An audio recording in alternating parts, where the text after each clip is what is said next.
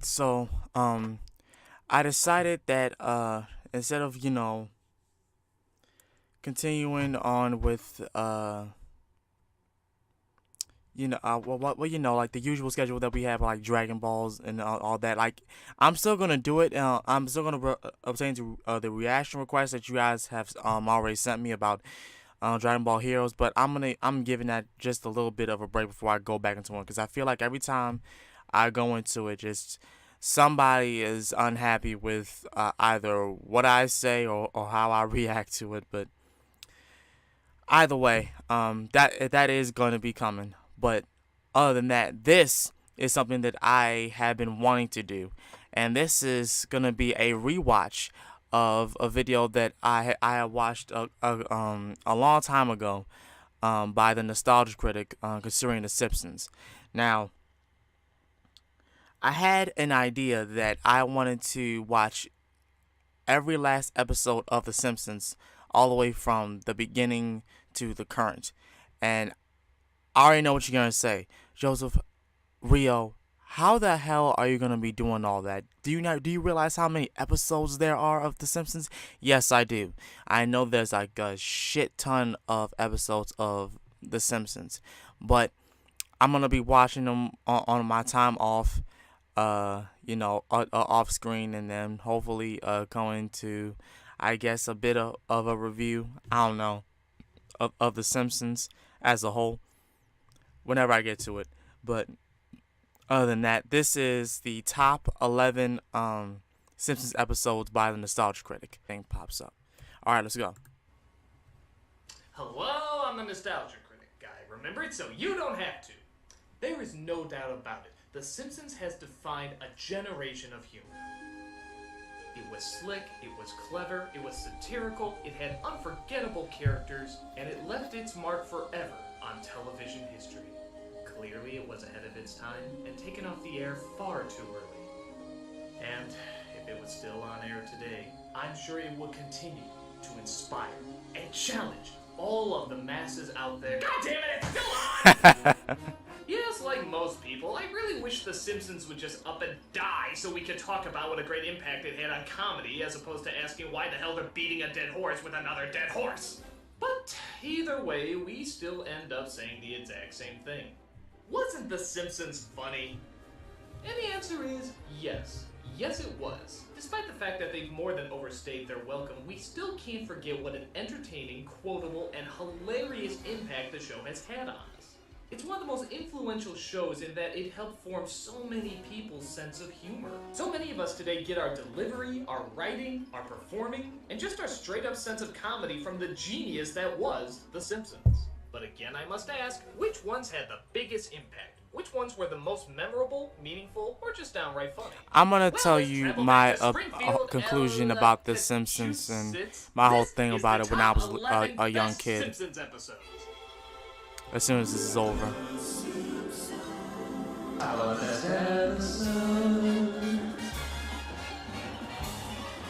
Number 11. Deep Space Homer. Just the title alone invites so many possibilities, and The Simpsons take advantage of all of them. I mean, think about it. Homer in space. This is gotta build up a lot of good jokes. And it does. NASA's ratings, as well as their funding, is going down the toilet. So they decide to find the everyman to send up into space to get more viewers. The results are Barney and Homer, resulting in every kind of joke you can imagine out of these two. Drunk jokes. For the duration of the training, there'll be no more beer. What? 3 whole weeks with only wine? Exercise jokes. There once was a man from Nantucket who's gone. Movie jokes. The only danger is if they send us to that terrible planet of the apes. They even got Buzz Aldrin to guest star. Isn't that great to hear one of the first men on the moon say, "Careful, they're ruffled." The jokes range from visual, to verbal, to story-driven, to character-based. And just about all of them hit bullseyes. They showed us exactly what we wanted to see with this setup and had us laughing all the way through.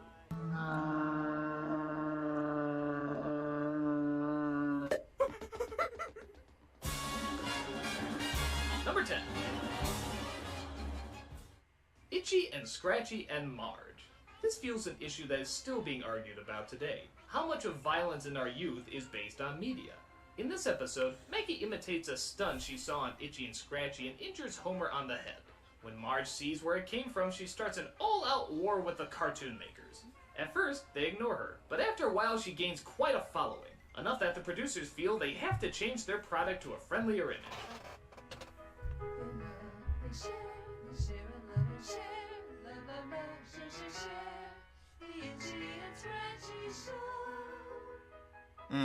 The kids don't like it anymore and partake in a revolutionary idea, going outside. Everything seems surprisingly peaceful until a tour of Michelangelo's David comes into town and all of Marge's followers want her to protest it. But in reality, Marge sees it as a work of art, which leads to a perfect crossroads of freedom of speech and censorship. Well, what do you have to say to all those Marge Simpson wannabes out there who wish to suppress David's doodle?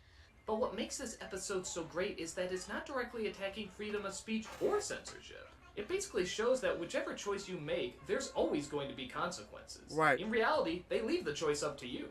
Is it better to silence expression and free will in the hope for the greater good? Or let freedom ring despite the fact that most of what we're giving people is garbage. It doesn't take a side, it instead attacks everyone, which is when The Simpsons writing was at its best. In the end, there are no clear answers, but there are a lot of interesting issues. For a show that was certainly controversial when it came out, it would have been very easy just to throw together an episode where they say screw censorship. But instead, they took a very clever, very adult, and very thought-provoking angle. Not bad for an episode that mostly features a cat getting horribly disfigured. Funny. Number 9. Homer's Enemy. This is easily one of the darkest episodes The Simpsons have put out. And I'm not gonna lie, that's what makes it so enjoyable. We're introduced to a man named Frank Grimes, a genius mind who had no breaks in life, was met with nothing but misfortunes, and never had anything handed to him. He gets a job at the power plant where he comes across Homer Simpson, obviously the exact opposite. Everything was handed to him, he has no idea about sacrifice, and is as dumb as, well, Homer Simpson. Grimes is horribly confused / enraged that such a man can exist, and wants to prove to Homer, the world, and himself that this is not how life works. People have to answer for their consequences and take responsibility for their actions. But Homer's actions constantly have no punishment. Actually, they do, except it's often given to Grimes. How dare you destroy my valuable wool and spill my priceless acid? Stay the hell away from me, because from now on, we're enemies. Do I have to do anything?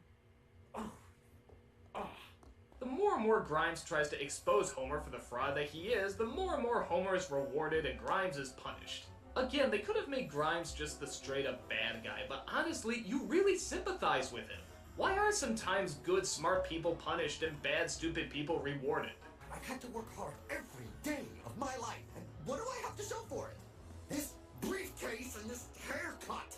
And what do you have to show for your lifetime of sloth and ignorance? What? 2 cars, a beautiful wife, a son who owns a factory, fancy clothes, and lobsters for dinner.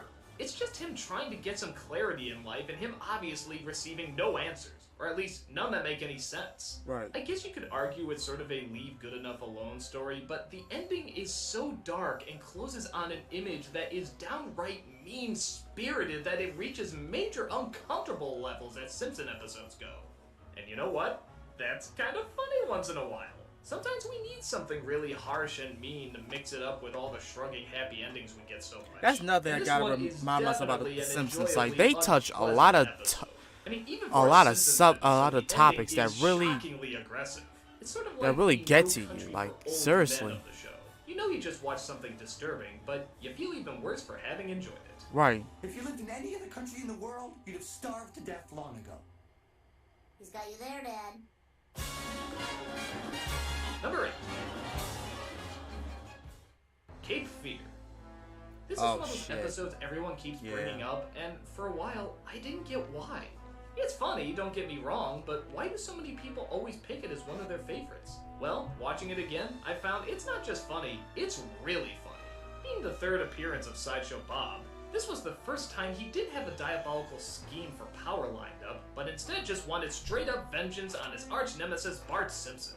It was actually one of the first times you saw Bart in real peril, like someone was actually trying to murder him. And it came from the perfect person you'd want to see try to murder him. I guess from that angle, it's pretty cool. I mean, we have seen this confrontation building up for several episodes, and they delivered it just at the right time, you know, before it became every other season. But on top of that, practically every joke works in this episode.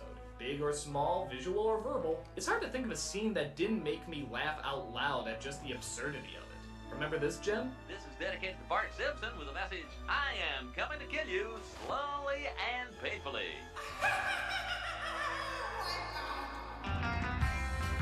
How about this one? Hey kids, wanna drive through that cactus patch? Yeah! Yeah! No! Whoop, 2 against 1.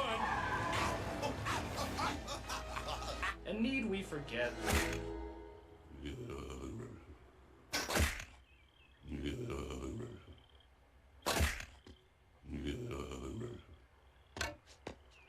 Why did he constantly walk into all of them? Throw in a clever knockoff of Cape Fear, and you have a damn funny episode with lots of laughs that pay off.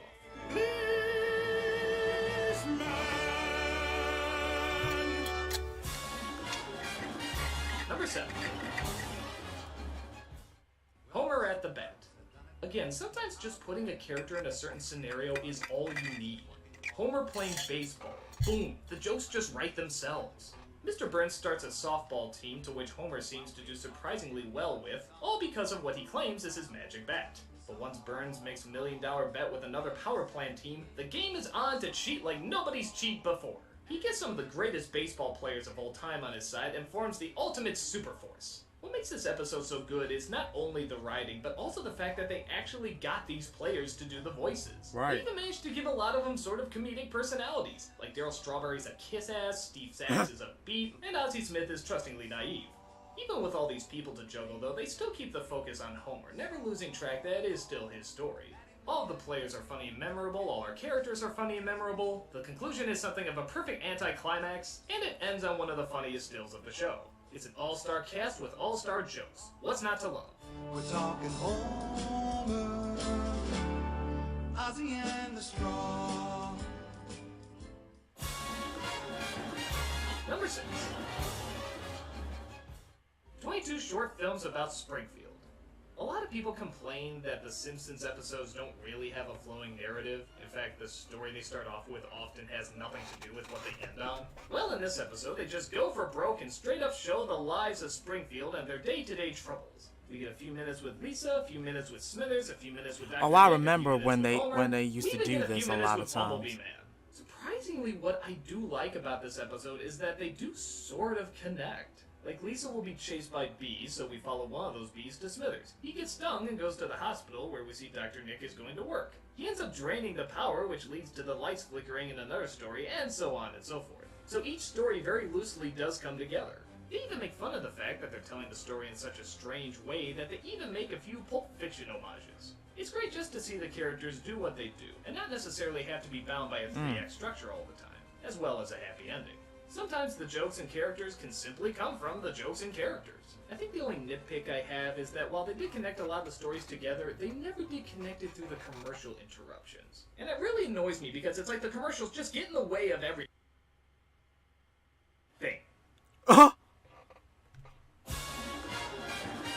Number 5. Marge versus the Monorail. This is another one where the comedy is just on. When I think of an episode that just had a ton of energy, a ton of music, and a ton of jokes, this one often pops in there. Springfield comes into a ton of money, and there's a town meeting held about what to do with it. A con artist recommends building a monorail, never giving away that he plans to buy cheap, faulty parts and keep the rest of the money for himself. And he recommends it in probably the most amusing of ways. And I swear it's Springfield's only choice. Throw up your hands and raise your voice. What's it called? Monorail! Once again. Monorail! Again, this leads to a lot of great possibilities, like Homer being the conductor, Homer, there's a family of possums in here. I call the big one Bitey. a lot of the characters getting on board, discovering what happened to the original monorail, even somehow working Leonard Nimoy into one of his strangest cameos. Wow. No. The world needs laughter. It has a song number, it has action, it has great character-based jokes, it just has hit after hit after hit. And each one continues to get a bigger laugh after the next. There's nothing much else to say about it except Monorail, Monorail, Monorail.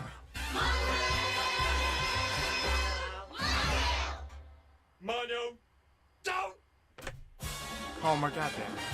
Number 4. Homer the Great. We all like to fantasize about another world we don't see, where people get more privileges than the everyday common person. Well, this is The Simpsons' take on it. Not only is it funny, but the layout of the story is just friggin' perfect. Homer stumbles across an ancient order of the Stonecutters, an organization that really doesn't do anything except keep secrets and reward itself. Put that sticker on your car so you won't get any tickets. And this other one keeps paramedics from stealing your wallet while working on it. Oh, and don't bother calling 911 anymore. Here's the real number. Ooh. 912. That's pretty funny. Homer manages to get in, but gets in big trouble when he accidentally destroys their sacred parchment. That's also pretty funny. They discover a birthmark on him, though, that indicates that he is the chosen one, said to bring balance to the Stonecutters. And he, of course, abuses the power like mad. Really funny. But then it turns out he is the chosen one when he starts to feel bad and takes on some responsibility by helping the community. Only to find that the Stonecutters don't want balance and instead want to go back to getting drunk and doing nothing. And the way they get out of being Stonecutters, I won't dare ruin for you here. But let's just say it's a perfect bookend to a perfect joke, and a clear sign of how stupid and immature the whole idea of privileged organizations can be. It's another one of those that just has great joke after great joke, many of them ranging from very creative to just bizarre. Like, remember who makes up the Stonecutter High Council? How the hell did they even come up with those people? Well, if you don't know what I'm talking about, give it a watch and find out what you've been missing.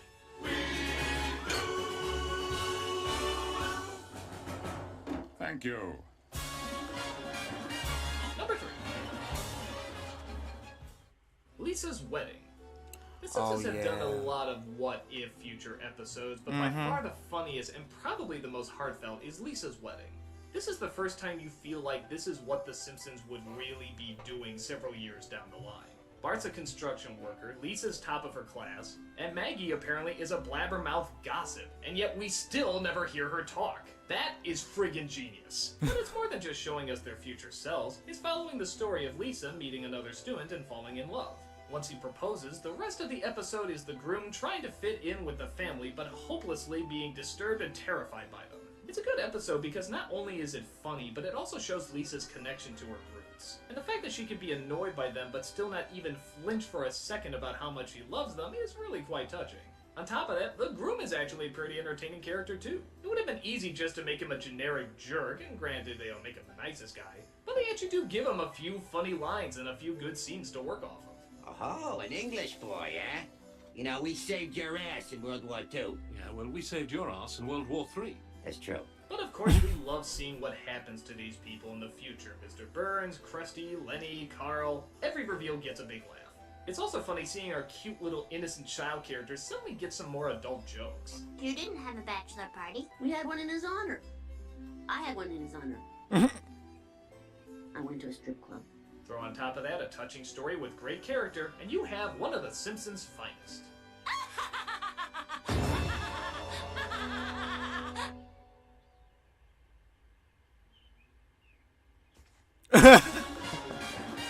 Number 2.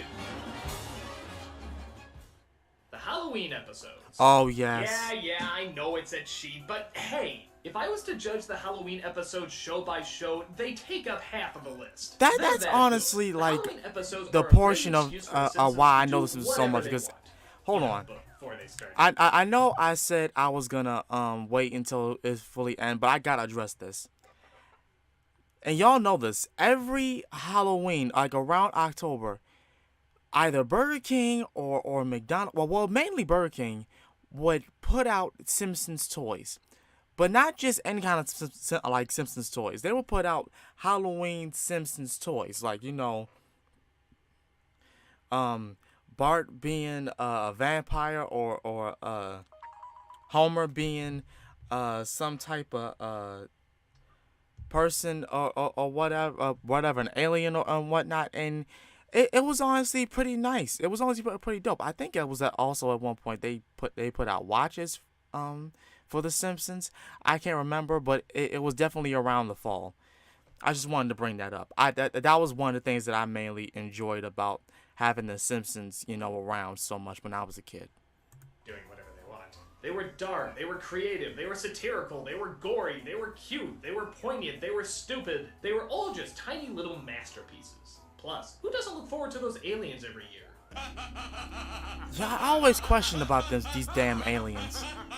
They always had some dastardly plan. What happened to us, Kodos? Quiet, you. Even with the last few Halloween episodes not being so great, you know you're still gonna watch them. We know they're worth looking at because even when you have to sit through the groaners, the bullseyes are still worth them. Even the worst Halloween episode has something to admire. They satirize everything from TV to movies to literature to urban legends. I suppose if I had to nitpick, I'd say the one downside is that the specials used to be tied together by something representing a narrative, like somebody telling a story or someone having a dream, something like that. I do miss those, but at the same time, I do acknowledge it would be very tricky every year to come up with new ways to tell these shorts. Right. So I do understand. But when you get down to it, that's not what we're here for. We are, in fact, here for the shorts. Even at its poorest, there's always something entertaining or creative, and the Halloween specials never disappoint on that front. Gothic, gross, and just going all out, the Halloween episodes are always a fave. Happy Halloween, everybody!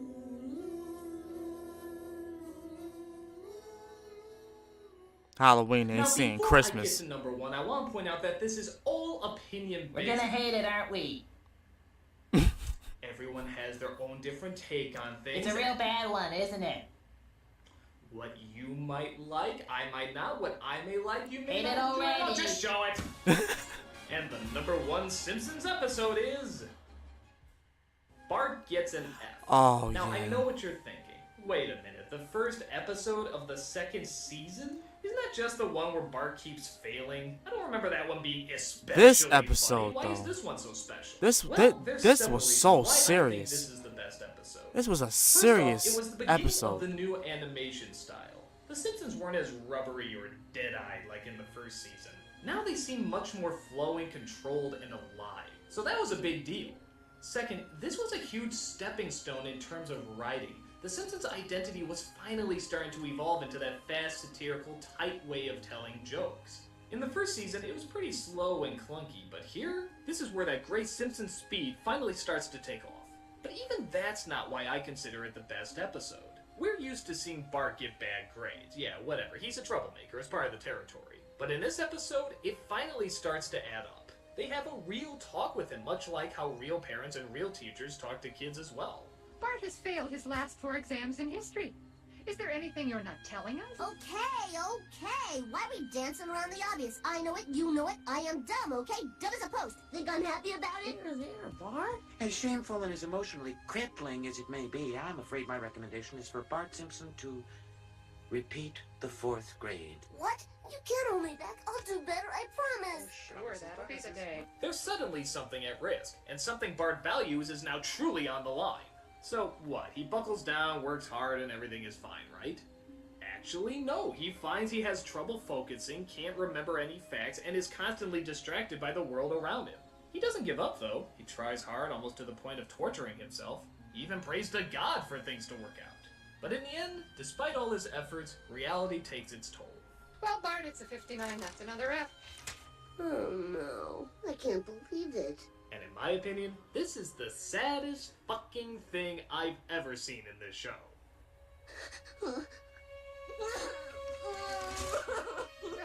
What's the matter? Well, I would think you'd be used to failing by now. No. No, you don't understand. I really tried this time. I really tried. This is as good as I can do, and I still failed. I identify a lot with this episode. Same. I wasn't a very good student growing up either. and Neither can was tell I. You, all the talks, all the pressure, all the fears of failure are properly represented here. Right. In my opinion, this is the most dramatic episode they've ever put out. There's no villain, there's no one element to blame, it's just a tough slice of life. Right. And it shows that you can still try your best and not necessarily succeed. Which is a hard lesson for anyone to learn. So hard that they don't even really teach it that much in TV or movies. It's tough to deal with, and this episode doesn't sugarcoat it. It shows just what impact it has on him and how much it can really hurt. Now, true, there is still a happy ending, but to be fair, I think it kind of works. His hard work does have some payoff, and he uses what he learned to his advantage. But this is the first, and in my opinion, only time The Simpsons had a perfect mix of good comedy, good storytelling, and surprisingly good drama. I've never seen an episode that balanced all three of those so well. You get sucked into Bart's dilemma, you feel bad for what he's going through, and you want to see him come out okay. On top of that, there's still some good laughs, a lot of heart, and a satisfactory resolution. Although I will say, if his big concern is not repeating the 4th grade, then how come in every single episode he's still in the 4th grade? I don't know, but what I do know is that this is a truly unique episode, and in my opinion, the absolute best of them all. It's touching, it's funny, it started the style that we're the most familiar with The Simpsons. It's just a gem. Hey, look everybody! John Hancock's writing his name in the snow! I'm the nostalgia critic. I remember... What? Wasn't there a game you played based on The Simpsons? No connection here. I'm the nostalgia critic. Oh god. Yeah, I remember. It's worth bringing up. I Because think you about it. the There's no Simpsons connection to name the on game. it, Okay, and you sure. didn't It make a was joke Simpsons. about it Yes, throughout there the was a entire Simpsons game, but video. that doesn't I mean don't anything know, to do I with the just show. feel like it It was He did play a something Simpsons you game, and it was funny as I don't know what. I might do a reaction to that too. That doesn't mean that, you know, the Simpsons writers wrote It was so funny. I mean, it's not an episode, it's a freaking video. Cause he went the hell off when he was playing that game. I mean, okay, that wasn't necessarily the worst. I could have picked a lot worse, but you know what? You're a goddamn Oh my god. Yeah. That was so funny. But to be honest with you, I'm gonna let you guys know something. In the court, even though I just stated that around the time when I was a kid, I appreciated the Simpsons being around. I didn't really watch the Simpsons like that. Like I only knew but so much about the Simpsons, but not watch like an entire season or like watch a couple episodes. I barely watched it when it was on, and it was mostly because I was a kid and I wasn't really interested in the Simpsons like that. But it's a different story now, so I'm gonna give the Simpsons a chance, regardless of what people feel already about the Simpsons now. Even though they want it to just end and just die, I'm not really concerned about it. I'm just gonna enjoy it for what it is. But yeah, until then, you guys, this has been The Real Sakurai, and I hope you have a fantastic day. I'm out. Peace.